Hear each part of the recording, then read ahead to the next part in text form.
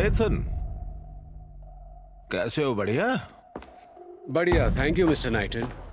बड़े सुस्त से लग रहे हो। हाँ, सुबह सुबह मैं थोड़ा आलसी रहना पसंद करता हूँ। वैसे मुझे बुलाने की कोई खास वजह, वो भी संडे को सुबह 8 बजे? इस फुटेज को देखो, पता चलेगा कि 2 दिन पहले ओडिशा में हमारी हाई सिक्योरिटी फैसिलिटी में रखे सामान को ले जाने की कोशिश की गई।